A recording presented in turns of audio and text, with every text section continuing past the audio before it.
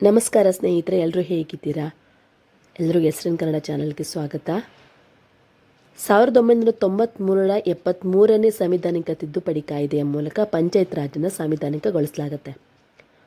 ಮಸೂದೆಯನ್ನು 22 ಡಿಸೆಂಬರ್ 1992ರಂದು ಲೋಕಸಭೆ ಅಂಗೀಕರಿಸುತ್ತೆ. ಹಾಗೆ 23 ಡಿಸೆಂಬರ್ 1992ರಂದು ರಾಜ್ಯಸಭೆ ಅಂಗೀಕರಿಸುತ್ತೆ. ನಂತರ ಇದನ್ನು 17 ರಾಜ್ಯಗಳ ಅಸೆಂಬ್ಲಿಗಳು ಅನುಮೋದಿಸಿ 23 ಏಪ್ರಿಲ್ 1993ರಂದು ರಾಷ್ಟ್ರಪತಿಗಳ ಒಪ್ಪಿಗೆಯನ್ನು ಪಡೆಯುತ್ತೆ. ಈ ಕಾಯ್ದೆ ಅದೇ ವರ್ಷ ಅಂದರೆ ಏಪ್ರಿಲ್ 24, 1993ರಂದು ಜಾರಿಗೆ ಬರುತ್ತೆ. ಇದು ಬಲ್ವಂತ್ ರಾಯ್ ಮೆಹ್ತಾ ಸಮಿತಿಯ ಶಿಫಾರಸಿನ ಮೇಲೆ ಆಧಾರಿತವಾಗಿದೆ.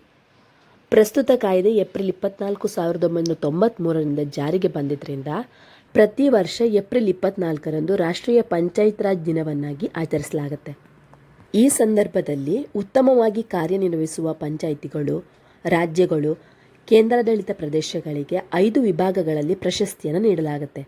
ದೀನ್ ದಯಾಳ್ ಉಪಾಧ್ಯಾಯ ಪಂಚಾಯತ್ ಆರೋಗ್ಯೀಕರಣ ಪುರಸ್ಕಾರ, ನಾನಾಜಿ ದೇಶ್ಮುಖ್ ರಾಷ್ಟ್ರೀಯ ಗೌರವ್ ಗ್ರಾಮಸಭಾ ಪುರಸ್ಕಾರ, ಗ್ರಾಮ ಪಂಚಾಯತ್ ಅಭಿವೃದ್ಧಿ ಯೋಜನೆ ಪ್ರಶಸ್ತಿ, ಮಕ್ಕಳ ಸ್ನೇಹಿ ಗ್ರಾಮ ಪಂಚಾಯತ್ ಪ್ರಶಸ್ತಿ ಮತ್ತು ರಾಜ್ಯಗಳು ಮತ್ತು ಕೇಂದ್ರಾಡಳಿತ ಪ್ರದೇಶಗಳಿಗೆ ಮಾತ್ರ ಈ ಪಂಚಾಯತ್ ಪುರಸ್ಕಾರಗಳನ್ನು ನೀಡಲಾಗುತ್ತೆ.